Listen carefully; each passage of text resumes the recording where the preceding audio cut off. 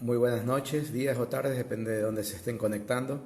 Mi nombre es Richard Pinargote, soy médico imagenólogo de la provincia de Manabí y soy docente de la cátedra de imágenes en medicina en la Universidad Laica Eloy Alfaro, la ULEA.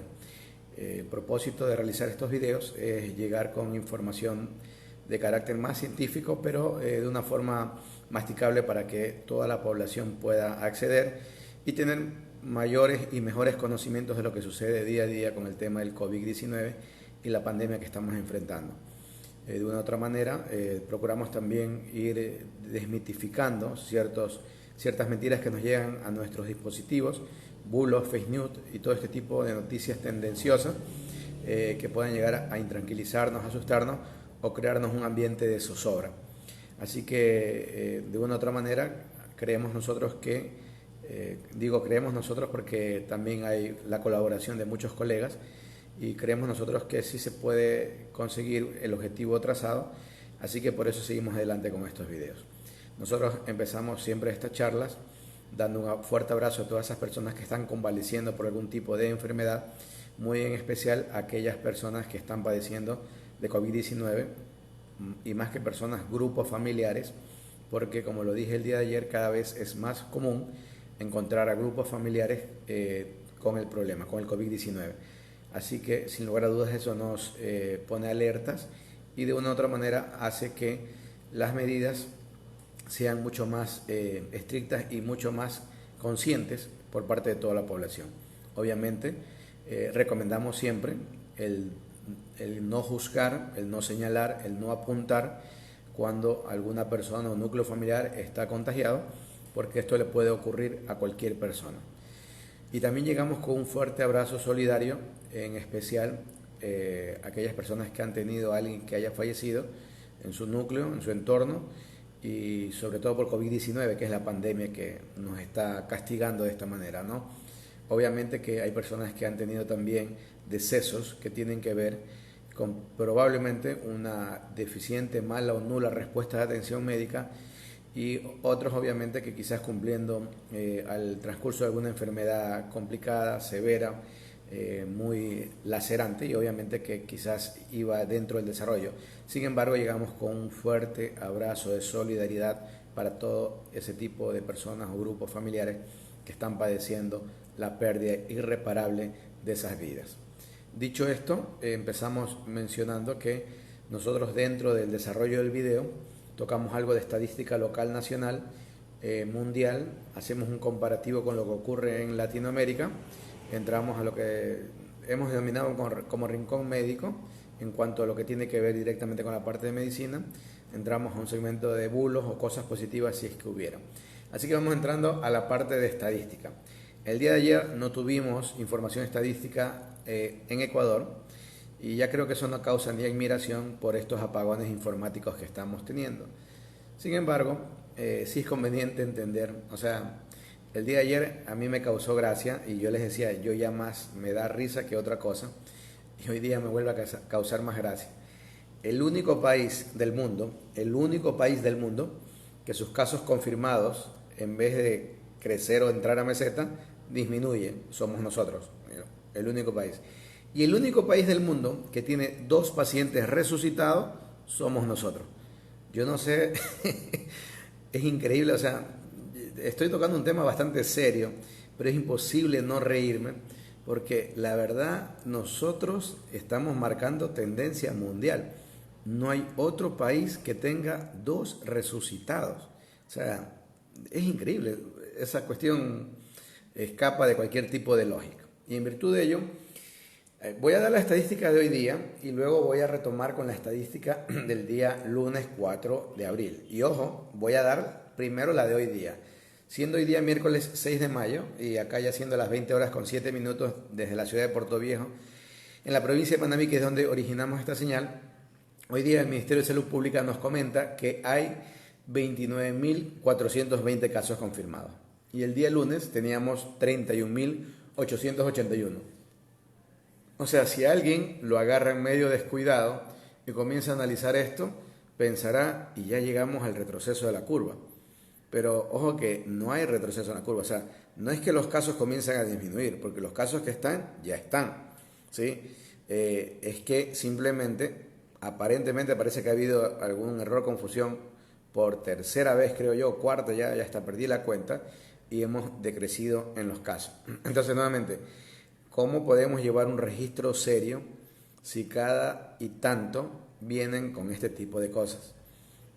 Yo la verdad no puedo entender, o sea, yo sí conozco el trabajo de mucha gente en el Ministerio de Salud Pública.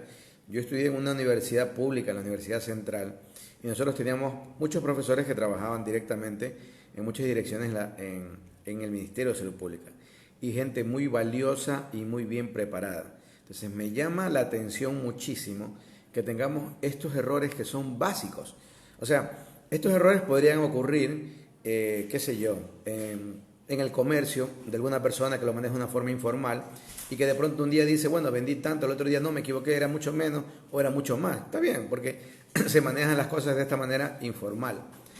Pero que en un país, que un gobierno tenga este tipo de desaciertos, este tipo de desatinos, ¿a dónde vamos a parar? ¿Sí? Y lo cumbre de todo esto, bueno, al menos en casos de personas fallecidas, no tomaron en cuenta los resucitados, porque si no obviamente hubiéramos decrecido.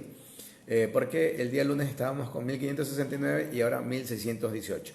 Pero ojo, entendamos que hay 1618 que reconoce el gobierno, pero hay 1628, casi la misma cifra, 10 más, que tienen alta probabilidad de ser COVID, la causa de muerte. Por lo tanto, estamos hablando de que ya estamos alrededor de 3.000 pacientes que han fallecido por el COVID.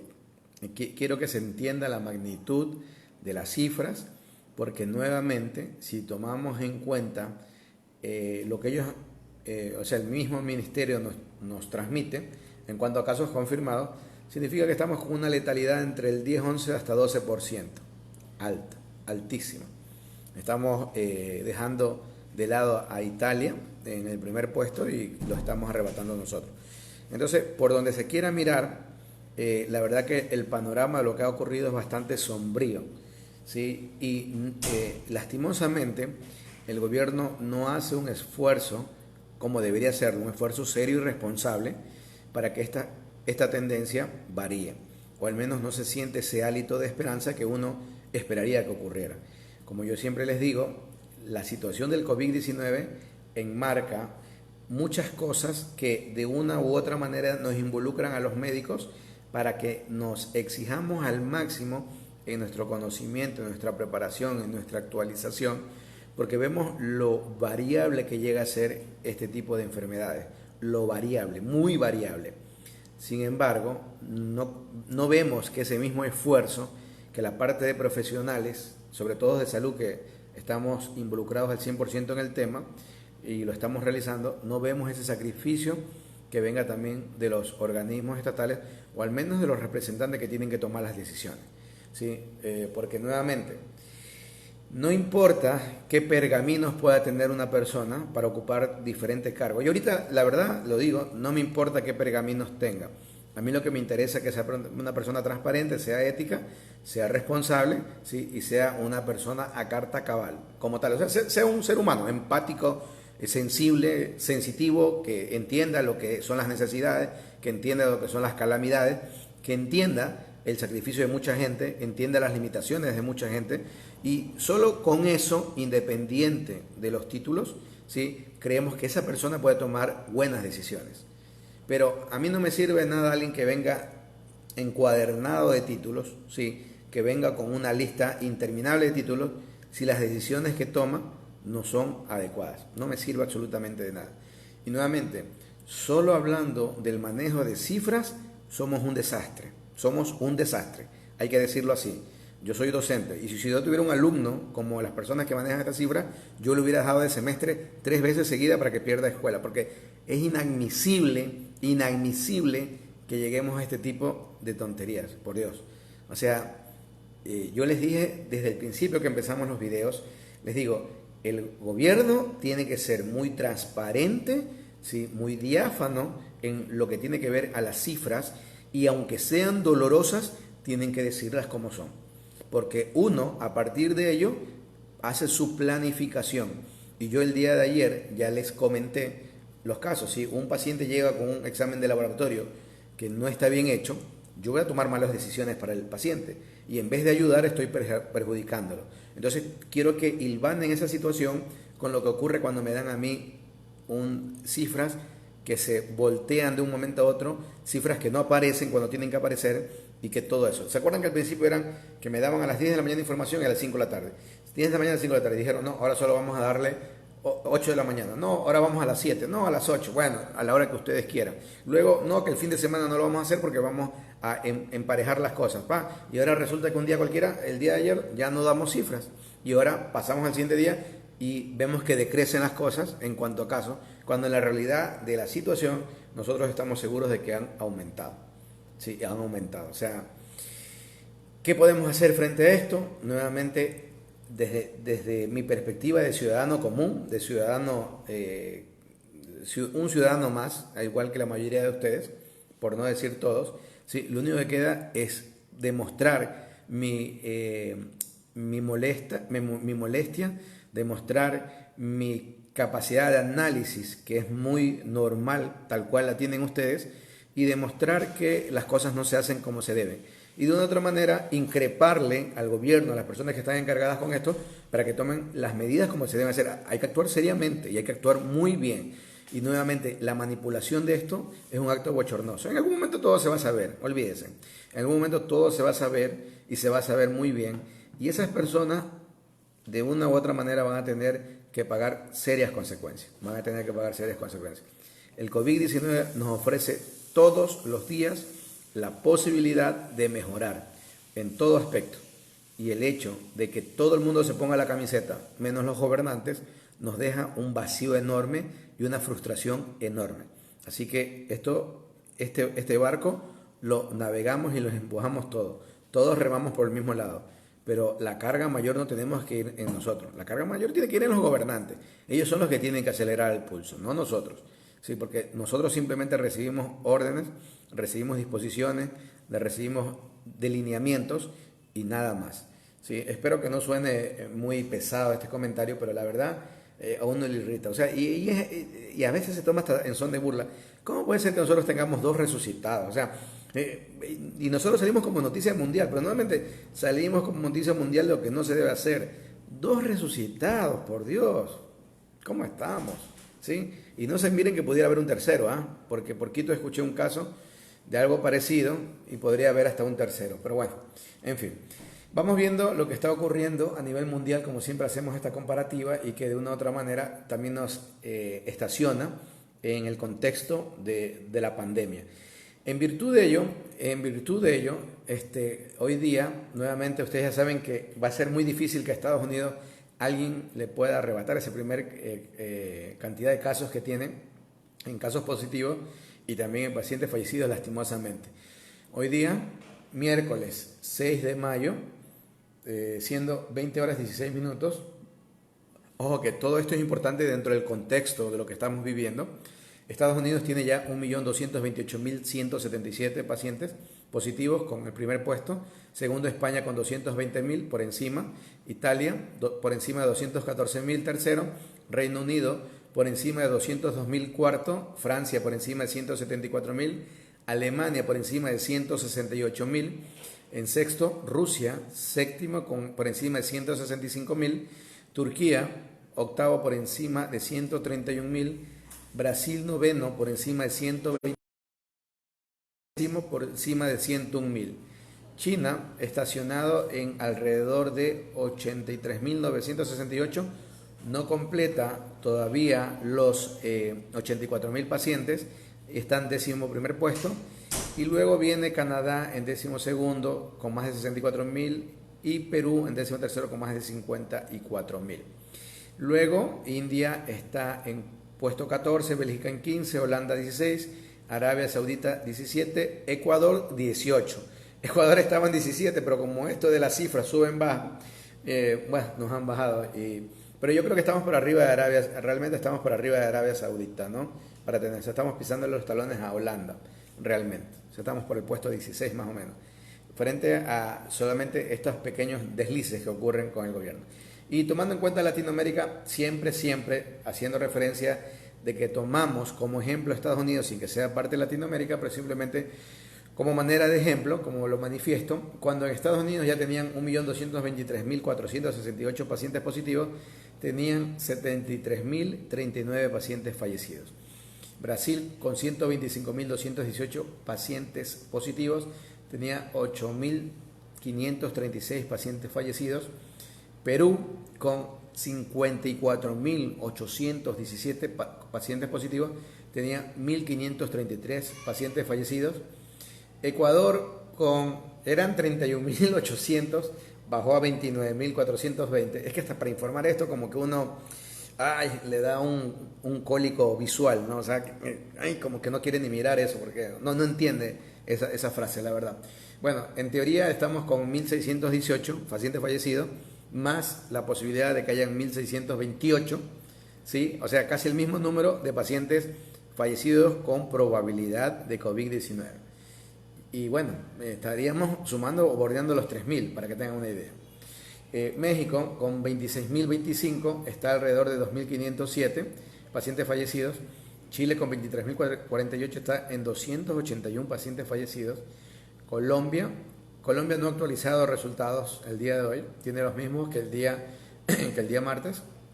O sea que Colombia está como siguiendo nuestros pasos, pero no en lo positivo, a mala hora, ¿no? Entonces en Colombia lo mismo, 8.613 con 378 personas fallecidas. Haití en teoría ya lo superó, pero ojo que lo he puesto Colombia por encima, porque estoy seguro que cuando lo actualicen estará por encima, ¿no? Tiene 8.807 casos con 362 personas fallecidas. Panamá, 7.523 casos con 210 personas fallecidas. Argentina, 5.024 casos con 264 personas fallecidas. ¿Sí? Y Cuba y Bolivia, que ya superó a Cuba. ¿Se acuerdan que les dije que eso iba a ocurrir y ya ocurrió? Bolivia, 1.802 casos con 86 personas fallecidas. Cuba, 1.703 casos con 69 personas fallecidas. Y Venezuela, 367 casos, 10 personas fallecidas. El país que mejor ha hecho las cosas se llama Venezuela.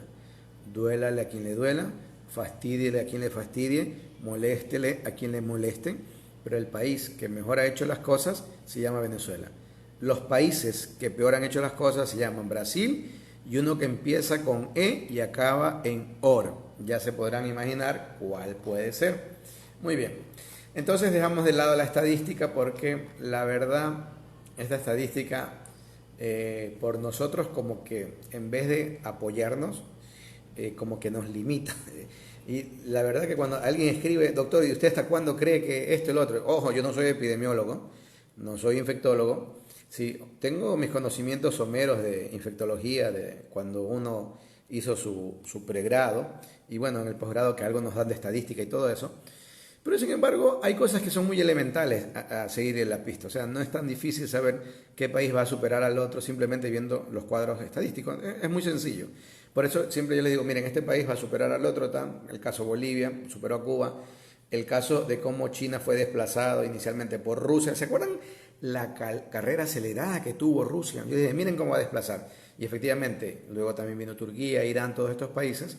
Y hasta Brasil, que entró en la colada por la forma como fue creciendo. Entonces no era nada extraño saber eso por cuestiones directas que tienen que ver con estadística. Y no se necesita ni ser médico, sino haber cursado cualquier ingeniería, por ejemplo, que es donde le dan incluso bases más sólidas de estadística. Entonces es entendible poder extrapolar los resultados. Y nuevamente, cuando alguien pregunta, doctor, ¿y usted cómo ve la curva? A veces es muy difícil uno aventurarse a decir algo porque uno se da cuenta que no le están siendo sincero ni honesto. Y eso es un pecado capital cuando se trata de gobernar. O sea, hay muchos pecados capitales, ¿no? Está la corrupción y todo lo que hemos sabido, que es un pecado capital. Pero a más de eso, que ocurra esto, es la verdad un acabose completo y no nos permite ir adelante con todo esto. ¿Sí? Alguien me está escribiendo desde Nueva York Voy a leerlo rápidamente para engancharme con el otro tema. Saludos desde Nueva York a Andy Mauro Álava Cepeda. El día lunes murieron 945 personas y ayer miércoles 2.400. Increíble, ¿ah? Me imagino que esto es Nueva York solamente. Miren el desfase que hay y miren cómo los cambios que ocurren. Miren lo que pasó en Alemania, que modificó un poquito su conducta y ¡pac! Aumentaron los casos. Miren lo que pasó en España, ahora nomás, cómo tuvo una curva de crecimiento rápido a medida que flexibilizaron todo. Por eso, lo que uno tenga en información epidemiológica es tan fundamental porque a base de ello se toman decisiones. Es importantísimo aquello. El día de ayer habíamos hablado sobre las vacunas, habíamos comentado sobre las posibilidades de que estas vacunas comiencen a entrar en actividad pronto y habíamos hablado que de más de 80 y ya hasta leí por ahí que probablemente hay más de 100 sitios que están adelante haciendo investigaciones con vacunas, pero de ellos tenemos 6 que son bastante, no es el nombre exacto serio, de seriedad, sino bastante prolijos y adelantados con lo que van realizando. Tengo 2 laboratorios de Estados Unidos, tengo 3 laboratorios de China y tengo un laboratorio de Reino Unido, los que están bastante adelantados. Entonces, vamos a hablar sobre estas 6 vacunas que se están probando ya en humanos y probablemente qué países están ganando la carrera. Entonces, la carrera, al menos hasta ahora en teoría, va liderada por 3 países, Estados Unidos, China y Reino Unido. Son los 3 que van liderando la posibilidad de las vacunas. Entonces, vamos hablando con una de ellas. Primero, Estados Unidos. El laboratorio se llama Moderna Therapeutics, o sea, terapéutica moderna, y la vacuna se llama vacuna mRNA 1273. Entonces, esta empresa que tiene su base de biotecnología en la ciudad de Massachusetts, o el estado de Massachusetts creo que es, bueno, como sea, me corrigen si es el error, ¿sí? Creo que es el estado de Kentucky, ¿no? Bueno, si estoy equivocado, por favor ahí ayuden un poquito. Massachusetts debe ser la ciudad. Es una de las farmacéuticas que para poder acelerar el desarrollo de la vacuna contra COVID-19 están probando nuevas estrategias de investigación. El objetivo de la vacuna es entrenar el sistema inmune de una persona para generar una respuesta para combatir el virus y evitar la enfermedad. Entonces, se llama mRNA 1273, el ensayo que ellos realizan, y está basado en el ARN mensajero o ácido ribonucleico mensajero. Entonces, para tener una idea, ¿sí? Cuando una célula común se quiere reproducir, ¿sí? Dentro del núcleo encuentra el material para poder comenzar a hacer la actividad, pero existe algo que se llama el RNA mensajero que viene del citoplasma, ¿no? Entonces este entra al núcleo y comienza a decirle al núcleo, señor núcleo, queremos reproducirnos, y este núcleo comienza a formar toda la cascada de actividad que tiene que hacerse para comenzar a dividirse luego y, para comenzar a entrar en actividad y luego dividirse. ¿Sí? Entonces, ellos se basan en la actividad del ARN mensajero para poder inyectar un pequeño segmento del código genético del virus, y con esto los científicos logran crear en el laboratorio una respuesta al sistema inmune para combatir la infección. Entonces, la idea suena interesante, ¿no? Pero hay que ver si puede ser efectiva, si no tiene respuesta secundaria, en fin, todo lo que conlleva esto. El segundo laboratorio, también en Estados Unidos, se llama Inovio Farmacéuticas, y esta vacuna se llama la vacuna INO 4800. La vacuna de Inovio, de laboratorio, es una empresa biotecnológica basada en Pensilvania. También se basa en una nueva estrategia de investigación. Esta centra su situación en la inyección directa de ADN de un plásmido, que es una pequeña estructura genética, para que las células del paciente produzcan los anticuerpos para combatir la infección. ¿Sí? Entonces, esto lo hacen mediante ADN, pero recuerden que el virus es un virus ARN. ¿Sí? Muy bien. El desafío de esto es, hay una expectativa grande por el desarrollo de esta vacuna, pero hay que ser un poco cuidadoso porque son vacunas que no tienen el historial de otro tipo de vacunas, así como las inactividades. Incluso los mismos científicos, en el caso de Moderna, dicen que el gran desafío que tienen es llevar la producción y comercialización de la vacuna, porque no tienen licencia en estos momentos para vacunas tipo mRNA, o sea, de RNA mensajero. Muy bien, en China, ¿qué está ocurriendo en China? Tengo un laboratorio que se llama CanSino Biologics, ¿sí? Y este laboratorio CanSino Biologics, el mismo día que Moderna empezó con las pruebas en humanos, o sea, el 16 de marzo, la empresa de biotecnología china, en colaboración con el Instituto de Biotecnología y la Academia de Ciencias Médicas Militares de China, inició el suyo, el mismo día, 16 de marzo. La vacuna se llama AD5-NCoV y utiliza como vector una versión no replicante de un adenovirus, que es un virus que causa el resfriado común, y dentro de este transporta la proteína S que se llama Spike, que es la proteína encargada de anclarse, y se acuerdan el ejemplo que siempre hemos hablado, esta es la llave que se ancla contra la cerradura de ciertas células en nuestro pulmón, en nuestra zona alveolar, y es la que permite hacer la entrada del virus. Entonces ellos lo hacen mediante utilizando un vector que transporta la proteína S o Spike que se denomina, que es de la superficie del coronavirus, con la cual se intenta provocar la respuesta inmune para combatir la infección. O sea, de una otra forma, bloquean esa llave. Entonces, si la llave la tengo bloqueada, de una otra manera impido que pueda llegar a la cerradura. Bastante interesante la teoría, bastante lógica la teoría, la verdad. También en China se está probando en humanos la vacuna, y déjenme ver si es, ¿sí? Otra vacuna que se llama LV-SMEN-DC, que es del Instituto Médico Geno-Inmune de la ciudad de Shenzhen, que está centrada en el uso de células dendríticas modificadas con vectores lentivirales. Esto suena medio chino, como es el origen de la vacuna también, pero dentro del sistema inmunológico, en la parte linfática, en los ganglios linfáticos tengo algo, en los ganglios linfáticos que puedo tener en cuello, en axila, ingle, etcétera, tengo algo que se denomina célula dendrítica folicular. Entonces, esta célula se encarga de producir un mecanismo de respuesta inmune. Es bastante interesante. Entonces, ellos intentan ir hacia esta zona de la célula dendrítica para comenzar a producir una respuesta que pueda ser útil, ¿no? Y hay una tercera candidata del país asiático que es una vacuna de virus inactivado. ¿Sí? Acuérdense en el día de ayer que hablamos cómo yo puedo utilizar las diferentes posibilidades para producir vacunas. Y esta es del Instituto de Productos Biológicos de Wuhan, subordinado al Grupo Farmacéutico Nacional de China que se llama Sinopharm. Entonces, esto es justamente la ciudad donde se originó el problema o de los casos que comenzamos a entender. Aunque ya mencioné antes de ayer que a finales de diciembre ya en Francia tuvieron ya ahora demostrado casos de personas que tuvieron contagiados desde el 27 de diciembre del 2019. Muy bien, este tipo de vacuna inactivada requiere producir partículas del virus en reactores y después purificar esos virus para que pierdan su capacidad de enfermar. ¿Sí? O sea, agarro virus del coronavirus y de una otra forma los inactivos para que de esa manera puedo yo utilizarlos. Esta es la tecnología más común y la plataforma de producción más experimentada en la producción de vacunas. ¿Sí? Así lo manifiesta Felipe Tapia del Instituto Max Planck. Es una tecnología que tiene productos que ya están licenciados y comercializados. Por lo tanto, la mayoría de las estimaciones que se dan para una vacuna para COVID-19 va a estar lista entre 12 y 16 meses basada en ese tipo, por si acaso.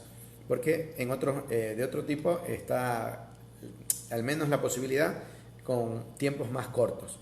Y finalmente la Universidad de Oxford, en la de Reino Unido, del Instituto Jenner, que quizás la escuchamos muchos algunos días atrás, la vacuna se llama CHAdOX1. Y este es el primer ensayo clínico en Europa que comenzó el 23 de abril para probar la vacuna desarrollada para el equipo de Instituto Jenner de la Universidad de Oxford en Inglaterra.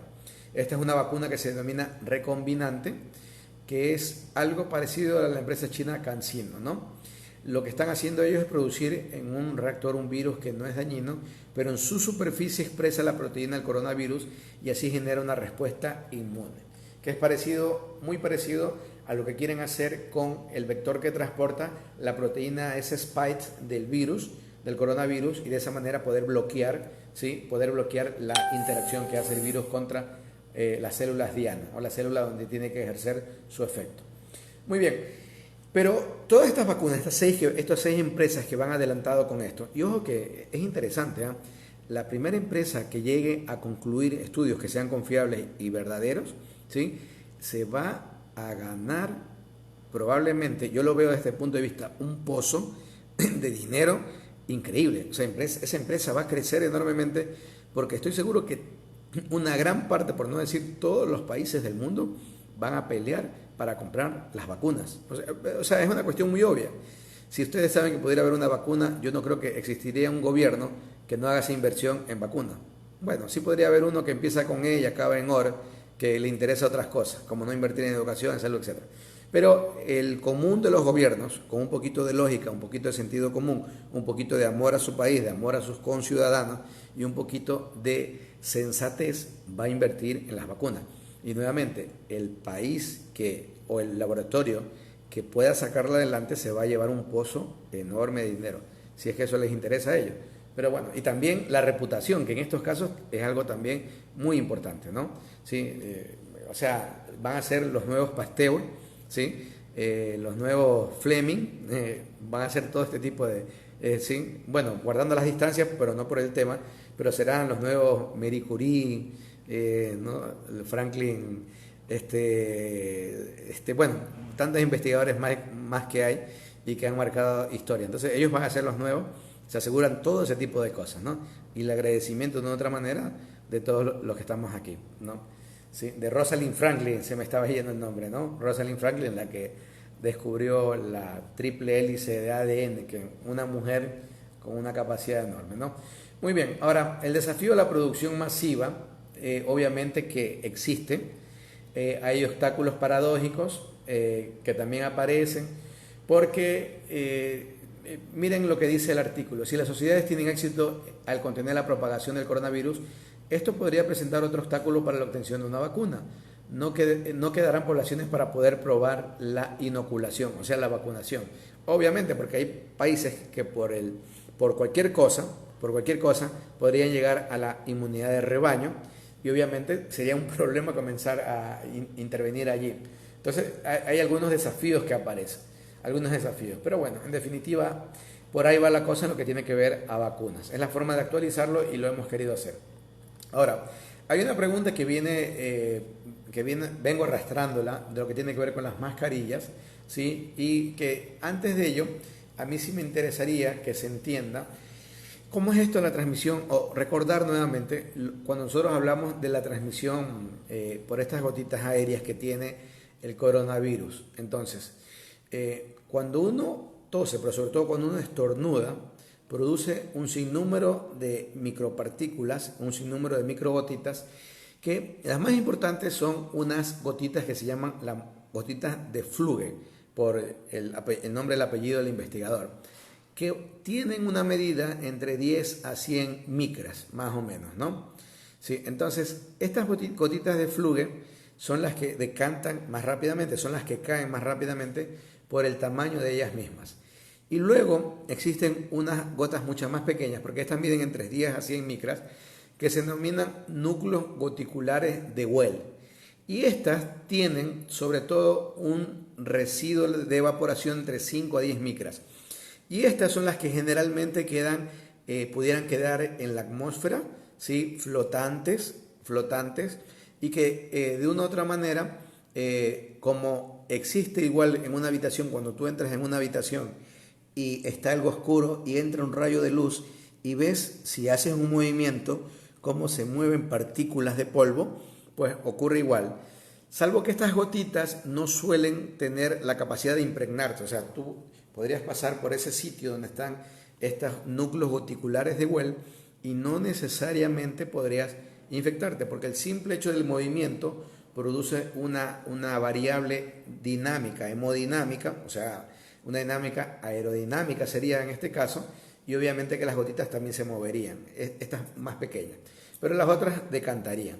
Entonces, estas gotitas son las que necesita el virus estar contenido para poder llegar y, poder de una u otra manera entrar por nuestros lugares que pueden entrar, o sea, este sector de la cara, ojos, nariz y boca.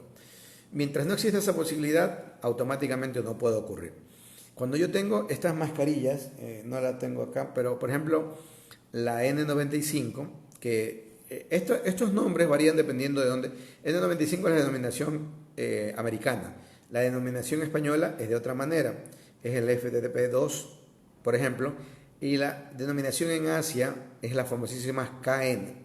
Pero más o menos al decir 95 significa que contiene hasta un 95% de posibilidades de que entren partículas cuando yo tengo la mascarilla. Por ende, estas mascarillas N95 me protegen mucho de contagiarme y contagiar. Ese es el detalle importante. Porque hay otras mascarillas como las quirúrgicas que solo previene yo contagiar.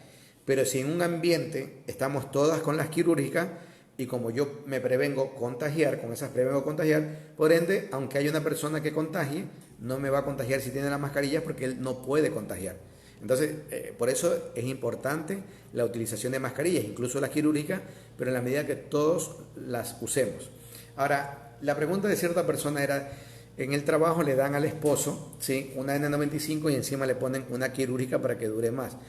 Ya si esa persona usa la N95, no habría necesidad de ponerse nada más, porque encima la N95 generalmente, como está tan bien realizada, te comienza a ajustar tanto que el tenerlo el transcurso de un buen rato te puede llegar hasta lastimar la cara. Miren, muchos médicos que trabajan algunas horas y licenciadas, ellas salen demarcadas por la presión de estas mascarillas en la cara y todo eso. Entonces, primero, yo creo que la técnica no es correcta porque estamos desaprovechando recursos y, sin embargo, el deterioro de la mascarilla va a seguir siendo el mismo. La mascarilla una vez, o sea, no me va a servir una N95 para toda la vida, tiene un periodo de utilización. Generalmente van a haber variabilidades, pero no suelen ir más allá de 2 a 3 días, dependiendo de cuánto tiempo lo he usado en ese momento. Y recordar que cada vez que utilizo la mascarilla, sí, automáticamente tengo que saber también cómo ponerme la mascarilla, pero sobre todo cómo quitarme la mascarilla.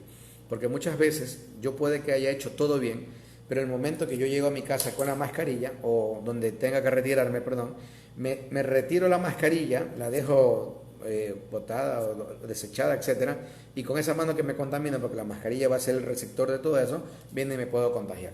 Entonces, me parece que está existiendo una pérdida de recursos, igual la mascarilla se va a deteriorar y tendrá su vida útil dependiendo del tipo de mascarilla que le hayan dado. Muy bien, eso era importante porque era una pregunta que la teníamos represada y en todo eso. Me han estado escribiendo mucho por lo del Remdesivir y ya lo habíamos mencionado. El Remdesivir se ha mostrado en laboratorio actuar disminuyendo la replicación. Es muy parecido a lo que hace la ivermectina, muy parecido en cuanto a lo que está produciendo. Sin embargo, en laboratorio, pero en los estudios ya con pacientes, ¿sí?, lo único que se ha demostrado es que de 15 días a pacientes en ventilador se reducen a 11 días. Entonces, hay muchos estudios contradictorios y por ende no podemos considerar el Remdesivir una panacea. Y yo me he dado cuenta que cada vez que Trump comenta algo de esto, mete las 4, por Dios. O sea, nuevamente, para mí, él no debería opinar eso. O sea, hay un grupo gigante de personas tan bien preparadas en Estados Unidos que ellos son los que deberían opinar sobre esto y la otra persona debería limitarse. Pero bueno, ustedes ven cómo es la política y cómo son algunos políticos. En fin, ya, ¿qué más les tenía preparado hoy día? Y ya estoy llegando con mi tiempo. Rapidísimo. Me pareció bastante agradable esto porque es una cachetada con guante blanco. Entonces, si ven que cada vez que, y hablando de Trump justamente, si ven que Trump cada vez que hace algo y trata de una u otra cosa, o sea, él se lava las manos, ¿no? O sea, para él todo el mundo es culpable menos él en todo lo que ha pasado en Estados Unidos. Todo el mundo es culpable. Se parece a cierta persona que tenemos por acá cerca, ¿no? O sea, todo el mundo es culpable u otra persona es culpable menos él. Entonces, ¿qué ha ocurrido con Trump? Que llegó una etapa en que primero dijo que él le parecía que era un virus que había sido inventado y probablemente por China. Una estupidez, ¿sí? Luego había dicho que China había actuado mal. Lo peor de todo es que las cifras de China son envidiables. Finalmente dijo que China no avisó con suficiente cantidad de tiempo cómo era esto y por eso que muchos países se despreocuparon. Entonces, en todas esas incoherencias que ha ido hablando, China publica un video. Bueno, específicamente la agencia de noticias que estuve viendo en internet en la página de Google de pronunciación. Se escribe con X, Xinhua, pero se pronuncia como Xinhua, China. Entonces, bueno, la voy a pronunciar como dicen en Google Translator, que es la pronunciación que dice Xinhua, la agencia de noticias. Y voy a comentarles sobre el video. Yo lo publiqué en mi red, sobre un video en YouTube, que el video se titula Coronavirus, China le responde a Trump con un dibujo animado. Y es bastante interesante. Entonces, justamente el título en inglés se llama Érase una vez un virus. Y lo publica esta agencia. El objetivo del video es ilustrar las declaraciones públicas y comunicacionales de Trump acerca del virus. El cortometraje animado comienza la apertura con una cortina roja y dos figuras de Lego, ¿sí? De estos muñequitos, ¿sí? Y una tiene la forma de un guerrero famosísimo del ejército de terracota, o sea, haciendo alusión a China, obviamente. Y este guerrero de terracota con una mascarilla médica que representa a China. Y la otra, la Estatua de la Libertad, que obviamente ya sabemos a quién representa. Entonces, aparece una inscripción que dice diciembre. Y el guerrero terracota dice, hay informes de casos inusuales de neumonía. Luego aparece el logo de la Organización Mundial de la Salud que responde, entendido. Le sigue un diálogo entre el guerrero de terracota y la Estatua de la Libertad a partir de enero. Y dice, descubrimos un nuevo virus, dice el guerrero de terracota a la Estatua de la Libertad. Y esta le responde, ¿y qué? Es solo una gripe. Y así las imágenes hacen referencia a las declaraciones que hizo el presidente Trump, quien comparó al temido virus con una gripe común e insistió en que estaba todo bajo control. Y ustedes le revisan, o sea, me da risa porque, o sea, es real esto. Si revisan los tweets, porque Trump es puro Twitter, los tweets de Trump, uno lee eso. Bueno, este guerrero de terracota advierte que es peligroso y pide a los estadounidenses llevar mascarillas, pero la Estatua de Libertad asegura que no es necesario. El guerrero pide que la gente se quede en casa y la estatua lo llama violación de los derechos humanos. El guerrero informa la construcción de hospitales temporales y la estatua insiste que eso es un campo de concentración. Y durante el video China advierte que el virus se transmite por el aire, pero Estados Unidos sigue afirmando que no es cierto y que desaparecerá mágicamente con el calor de abril. Después de todas esas alertas, el cortometraje muestra cómo Washington acusó a Pekín de guardarlo todo en secreto y de no haber advertido a Estados Unidos. En ese momento, las imágenes animadas muestran a la estatua conectada a un cuentagotas infectado, acusando a China de haberle estado engañando todo este tiempo. En respuesta, al guerrero chino le recuerda que Pekín publicó toda la información, pero la estatua nunca quiso escuchar y siempre negó las advertencias. Y dijo, el virus no es peligroso, pero millones de chinos han muerto. Aunque el virus no es peligroso, estamos en lo cierto, incluso cuando nos contradecimos a nosotros mismos, dice finalmente la Estatua de la Libertad. Entonces, es importante, y todo esto también conlleva de tener muy presente cómo ciertos políticos, cómo los medios de comunicación pueden jugar fácilmente con nuestra ingenuidad, con nuestra inocencia, a veces hasta con nuestro desconocimiento. Y eso tenemos que entenderlo, porque de una u otra manera eso también nos puede condenar como sociedad. Una sociedad que esté bien educada, que esté bien informada y que tenga información que sea veraz, oportuna y información real y con parámetros éticos, ¿sí? Esa sociedad de una u otra manera podrá tomar las mejores decisiones. Pero que no las tenga, la verdad que va a ser un gran problema, como esta manipulación de Trump. Y en virtud de ello, hoy día, desde ayer yo vengo, y antes de ayer, vengo criticando y seguiría criticando esta actitud que tiene el gobierno con quitar o pretender quitar el presupuesto de las universidades, porque primero que es un acto inconstitucional, ¿sí? Justo el día de hoy, en la Constitución que nos rige, en la Constitución del Estado, ¿sí? Encontré, gracias al apoyo de una colega médico, que no voy a decir el nombre porque no me ha autorizado, donde comenta claramente, ¿sí? En la sección cuarta, en lo que tiene que ver al estado de sección, y dice artículo 165, durante el estado de sección la presidenta o presidente de la República únicamente podrá suspender o limitar el ejercicio del derecho a la inviolabilidad de domicilio, inviolabilidad de correspondencia, libertad de tránsito, libertad de asociación y reunión y libertad de información en los términos que señala la Constitución. Declarado el estado de excepción, la presidencia la presidenta o presidente de la República podrá: 1. Decretar la recaudación anticipada de tributos. 2. Utilizar los fondos públicos destinados a otros fines, excepto los correspondientes a salud y educación. Entonces, o estos tipos no leen la Constitución, o a estos tipos les vale 3 atados, o a estos tipos lo que pretenden es que se arme aquí un galimatías, pero actúan en contra de todo esto. Y la verdad que me causó indignación como medios de comunicaciones, disque, llamados medios de comunicaciones, por ejemplo La Posta, comenzó a publicar hoy día que hay en el top de universidades públicas que hay rectores que ganan cierta cantidad de dinero, más que el presidente, y que hay cierta cantidad de empleados, todo eso. O sea, claro, podría ser hasta real, podría existir aquello. Y no, ahorita no es el momento para comentar eso porque no se trata de ello, pero lo que me da indignación es que como gente pretende, porque ellos son pautados por el gobierno, a ellos les paga el gobierno, cómo pretenden dorar la tortilla, virar la tortilla para comenzar a utilizar el foco de atención, no en el recorte del presupuesto del Estado de la Educación Superior, sino en que se está pagando un poco más a esto. Pero si el presidente gana 4 sueldos, pues, ¿y quién le dice algo? ¿Ah?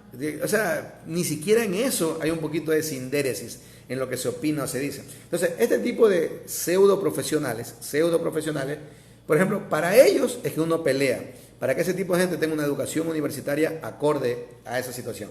Incluso aquí hay gente que ha respondido a esto, y hay aquí un detalle bastante interesante de una de las personas que ha respondido a esto, y que me voy a permitir leerlo porque la verdad creo que va el caso, ¿no? Dice, en general, la persona se llama Sara Fer Pule, y dice, en general los sueldos de los profes no son buenos, y eso es real, ¿sí?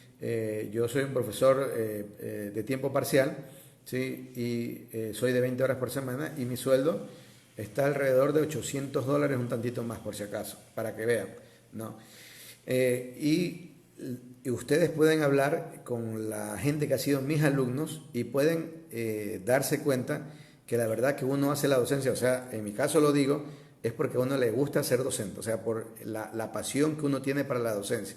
Y mis alumnos, yo tengo ya 10 generaciones de alumnos, o sea, tengo buena cantidad de médicos formados, muchos colegas y muchos especialistas de mi rama, por si acaso, y de todos ellos lo que me he llevado siempre es la gratitud, porque consideran que me he entregado a la docencia como debería ser. Y no se trata de hablar de mí ni tirarme flores, lo que quiero decir es que estoy de acuerdo con ella, y no lo digo por mí, lo digo en general, y no solo con los profesores universitarios, lo digo con todos los docentes que se dedican a todos los niveles. La docencia acá es muy mal pagada. Yo creo que la gente que mejor debería ganar aquí en este país son, en primer lugar, los docentes, pagando de mejor manera a los docentes. Sí, y ojo, por si acaso, yo no defiendo esto porque soy docente universitario. Si no lo fuera, igual lo diría, porque mi pensamiento siempre ha sido eso. La gente que me conoce sabe que yo siempre he pensado así. Sí, primero debería pagar y pagar bien a los docentes, porque son la gente que construye países, son la gente que de una u otra manera hace que haya evolución y revolución en la ciudadanía, y de esto podemos dar saltos de tecnología, saltos en todo sentido. Entonces, esta persona dice, en general los sueldos de los profes no son buenos, pero la cosa no va por ahí, y realmente lo que tratan de hacer estos enfermos de la posta es detestable.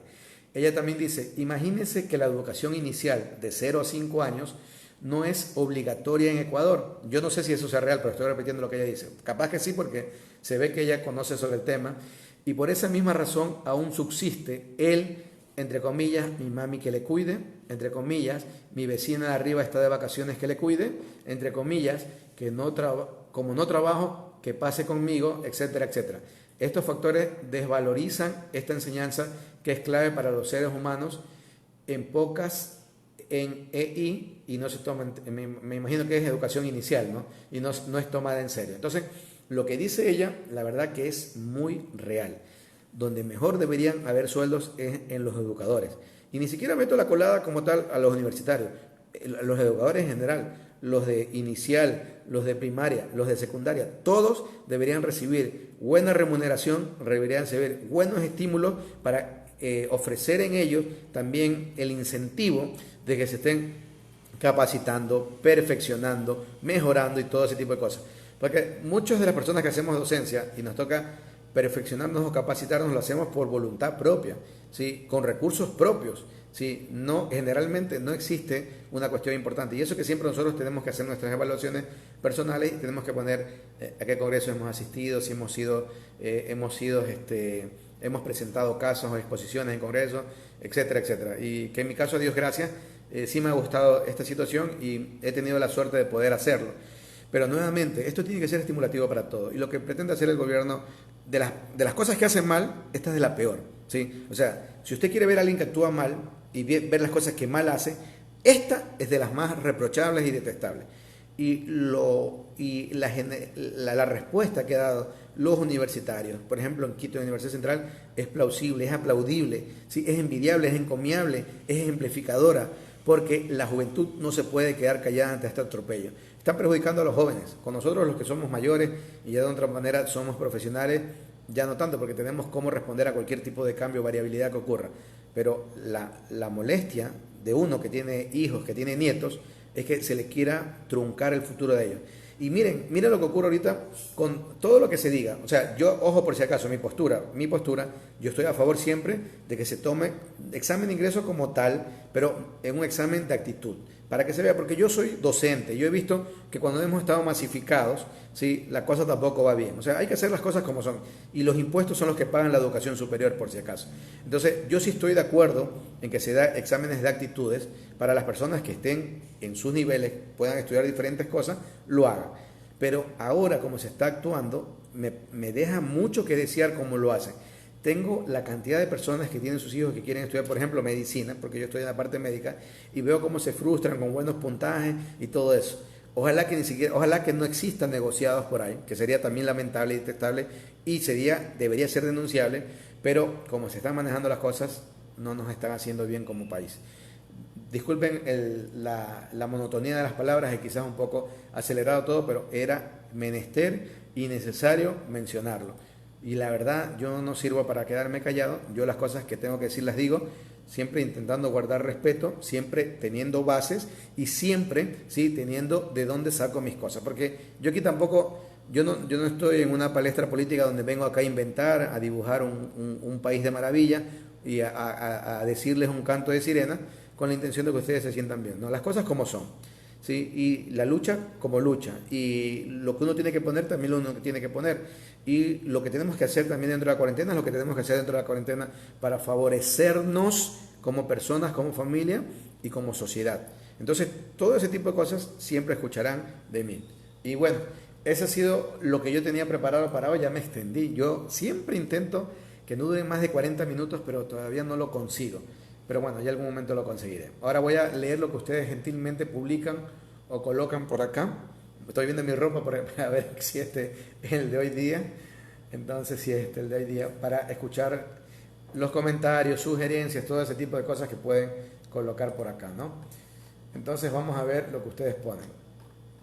Acá dice Mayra Consuelo Santiago Ibarra, dice: buenas noches, espero se encuentre bien, ayúdenme con una duda. ¿Qué tan peligroso es que fumiguen con amonio cuaternario, que dice la cuarta generación, afecta a la salud? La verdad que la cuarta generación de amonio cuaternario es el que menos problemas puede ocurrir. Sin embargo, no es conveniente estar sometido tanto a esto, ¿no? Como una fumigación como tal. El amonio cuaternario va súper bien para fumigar todo, excepto fumigarnos a nosotros, ¿no? Entonces, nuevamente, por eso lo contradictorio de los túneles que están creando, porque se ha demostrado que en vez de ser un aporte, no lo es. ¿Sí? Ahora, que el amonio cuaternario me sirve para desinfectar grandes superficies, desinfectar incluso alimentos, etcétera, por supuesto. ¿Sí? Entonces, ya hemos hablado sobre esto de la utilización de los túneles que llevan sobre todo amonio cuaternario, ¿no? Muy bien, Víctor Bravo dice, usted debería ser epidemiólogo de Ecuador. Muy bien. La verdad que, Víctor, hay un montón, te puedo decir que la mayoría de los médicos que yo conozco conocemos esto, sino que muchos o no tienen el tiempo, el espacio, o no tienen las ganas. Entonces, como yo tengo ahora por la cuarentena el tiempo, el espacio y las ganas, ¿sí? Lo hago, esta cuestión de los videos. Pero de ahí casi si la gente que me tiene en mis redes sociales, en Facebook, por ejemplo, yo no suelo publicar mucho. Cuando publico es algo que tiene que ver con algo que me afecta o me irrita. Por ejemplo, alguna vez publiqué cuando comenzaron el tema de los ciudadanos venezolanos a molestarlos. Me pareció un acto indecoroso por parte nuestro, porque nosotros hemos tenido una cantidad enorme de ecuatorianos que han migrado a Venezuela mismo, a España, a Italia, a Estados Unidos. Y uno también ha sido migrante. Yo me formé en Argentina y yo sentí xenofobia en Argentina, pero también sentí el cariño de mucha gente argentina, ¿sí? Que fue la mayoría sobre todo, porque desadaptados en todas partes hay. Gente desalmada, xenofóbica y gente con un pensamiento muy obtuso, ¿sí? Por supuesto que hay en todos lados. Entonces yo me he permitido hablar sobre eso, esas cosas. Entonces no sirvo para publicar tanto. Pero por esta situación es que sí me vi con la necesidad individual y la cuestión de estar cruzado de brazos me hizo que me decidiera hacer esto, ¿no? Y bueno, como mucha gente me escribe y me dice que de una u otra manera sí les sirven, por eso lo sigo haciendo. Porque en el momento que veo que no se aporta mayormente, lo dejaríamos allí. Ampari Artiaga manda saludos, María Alexandra también, Víctor Bravo, gracias. Diana Mera, muy buenas noches. Andy Mauro Álava Cepeda, lo que nos había comentado, como del lunes al miércoles en Nueva York pasaron de 945 personas fallecidas a 2.416, increíble.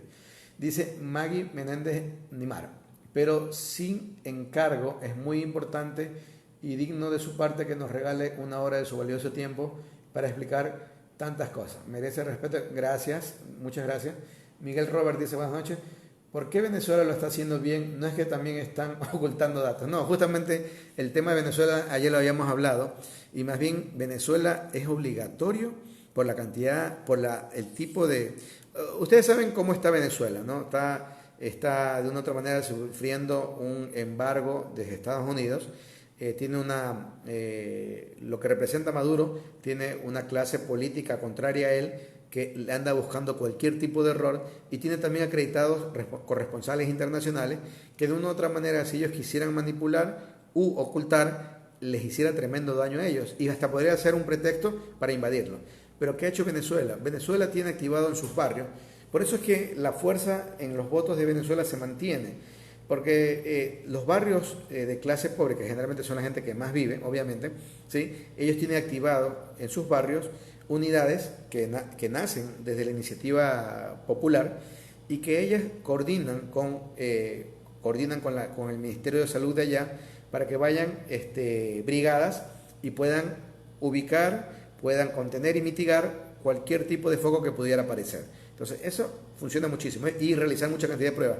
China les ha regalado y probablemente también les ha vendido mucha cantidad de pruebas. Dentro de toda su crisis, también les ha dado mucha cantidad de tratamiento. Entonces, nuevamente, acuérdense que cuando hablamos de mortalidad, lo repito esto porque es muy importante. A veces hay gente que se conecta por primera vez. Para que alguien llegue a fallecer por alguno de este tipo de cosas necesitan tres puntos importantes. Uno, paciente, el huésped, las condiciones. Dos, las características del virus. Y tres, el entorno. Entonces, si el paciente es un paciente saludable, el virus tiene una poca carga viral, el virus no está, bueno, por lo que sea, y encima tengo que inmediatamente me enfermo, me pueden llevar a un centro hospitalario y darme la medicina que debería darme, difícil que llegue a fallecer. No imposible, pero sí difícil. Vamos al revés, paciente con muchos riesgos, virus muy agresivo, y encima, si tienen que llevarme a un hospital, no hay un hospital donde llevarme, todo está hecho, la posibilidad para que pueda fallecer. Entonces, la cosa va por ahí, Miguel Robert. Gino Paul Zambrano se ríe de algo de haber dicho. Marta Guzmán, ella nos escribe desde Bogotá, dice, en el país el informe reportó 346 casos nuevos de contagios. Entonces, miren, subiría y por encima iría ya de República Dominicana, es lo que les había manifestado. Y 19 muertos en el nuevo reporte. O sea, la cifra oficial es de 8.959, casi 9.000. Porque yo tenía el anterior, y 397 personas fallecidas. Miren que ya aumentó y superó República Dominicana. Gracias, Marta, por la información. Paulina Santander dice, una pregunta, ¿qué tan efectiva es la mascarilla KN95 que ya ahora mucha gente está comercializando y usando? La KN95 es el símil de la N95, sino que son formas de calificar las condiciones desde la manera asiática o desde la manera americana, ¿no? Es como el centímetro y la pulgada, hablando del sistema internacional o el sistema anglosajón. Entonces más o menos va por ahí la cosa. Y el modo europeo también tiene otra definición. Jorge Mario Zambrano Cedeño dice: saludos. Su comentario muy propio de usted. Hay que pensar lo peor a lo más cruento en medicina y no es ser pesimista sino realista. Un saludo de cumpleaños a Diana Flores. Ah, muy bien. Diana Flores sí es mi ex alumna. Espero que sea ella. Está de cumpleaños. Un gran saludo a Dianita, ¿no? Y que dentro de lo que se pueda lo pase mejor. Ahorita celebrar cumpleaños, dentro de poco el Día de la Madre. Yo creo que, bueno, si están en las condiciones de ustedes poder enviar un regalo de estos que hay gente que está pudiendo vender por internet, presentes, comida, pastelitos, etcétera. Si están en las condiciones de ustedes, excelente. Pero yo creo que uno como hijo, para mí el regalo para el Día de las Madres es ver mis padres tranquilos, mi papá y mi mamá sanos. Ese es mi regalo. Y el de ella, bueno, yo creo que también es verme sano, porque es increíble cuando yo tengo 46 años, mis padres están alrededor de 70 años, entonces para mí lo que más quiero es que ellos no se me lleguen a enfermar. Pero uno ya se pone, porque yo también soy papá, tengo hijos, entonces uno quiere que sus padres estén ahí. Saben que no son eternos, pero uno quiere que estén sanos. Y uno como padre quiere que sus hijos estén sanos, entonces el regalo de mi mamá es que todos sus hijos estén sanos y salvos. Eso ahí. Pero si están las condiciones para que puedan otorgarse alguna cosa, está muy bien. Y si cumplen años, el calor y el cariño de la gente que está con ustedes, demostrado en un pequeño detalle alimentario, no sé, en algún detalle, un detalle realizado, en una manualidad, yo creo que esas cosas también nos modifican, ¿sí? Una pulserita que hagamos y aprendemos a hacerla, son esos tipos de cosas que te quedan de recuerdo para toda la vida, porque dice el cumpleaños de mi cuarentena, que queda aquí, y hasta se puede convertir en algo que le vas a regalar a tus hijos, para que le digan, mira, en el año 2020, ya en el 2020 lo que pasó, el mundo se modificó, fue, como les dije anoche, el AC y el DC, antes de coronavirus, después de coronavirus, o sea, todo modificó, y ahí tengo este recuerdo, en fin, todo lo que sea, y a Diana Flores un gran saludo en su cumpleaños. Katy Rivera Carreño se ha unido. Maggie Menéndez Nimar dice felicitaciones, gracias, y siempre adelante, muchas gracias. Diana Mera se ha unido. Marta Sabando dice: buenas noches, doctor. Si eso es verdad, la educación inicial no es exigida en Ecuador. Los padres los inscriben es porque no les quitan, porque si no les quitan el bendito bono, o porque piensan que el inicial es una guardería. Imagínense que hay madres que prefieren tener sus hijos en la escuela que cuidarlos ellos. Esos y otros comentarios escucho de las madres. Y si han tenido fiestas, ahí se envían a los niños. Claro que todas no piensan igual. En mi caso soy docente, desde el primer día doy mis recomendaciones, etc. Bueno, muy bien. Entonces el caso de ella, por ejemplo, miren, ella como docente que conoce sobre el tema en la etapa de educación inicial, primaria, secundaria, sí, obviamente que tiene mejores criterios para hablar sobre eso. Y sí, es importante. No hay país que pueda desarrollarse no se invierte en educación y en salud para el pueblo. Por favor, eso es lo que tenemos que precautelar, que cualquier tipo de gobernante nos garantice. Pero realmente. Jorge Mario Zambrano Cedeño dice: sí, fuimos alumnos suyos, doctor. Gracias por sus aportes. La verdad que era medio... mis ex alumnos se estresaban un poquito porque decía que era medio complejo, pero no, pero en el fondo... Los que no me odiaban un poco llegaban a estimarme, a quererme mucho, me parece. Jennifer Paola Cedeño Bravo, saludos y gracias por mantenernos informados cada noche, siempre un gusto. Aquí José Párraga Jr. nos dice: en las noticias se vio, en las noticias se vio hace tiempito que entregaron insumos médicos en los hospitales y se sigue viendo en videos que hacen mucha falta. Solo los que hemos estado en áreas hospitalarias sabemos que los insumos se acaban muy rápido, porque son cosas que se usan a diario y para todo el personal. Pero hacen una gran noticia diciendo que se entregaron bastantes de esos insumos, pero la realidad siempre es otra. Es verdad, no me sirve de nada mostrar un día que entregué insumos si yo no voy a precautelar, entregar una suficiente cantidad a medida que vayan pasando los días. Si solo lo hago para una propaganda, para una foto, como hace el que se llama también foto, no me sirve de nada, la verdad. Sí. Muy bien, eso creo que era lo último que habían colocado aquí. Y por acá, ¿quién más? No veo nada más nuevo. Muy bien. Dicho esto, y me extendí por encima de lo que yo pensaba, agradezco la posibilidad que siempre brindan al estar presentes, al también compartir sus comentarios. Muchas gracias por todo ello.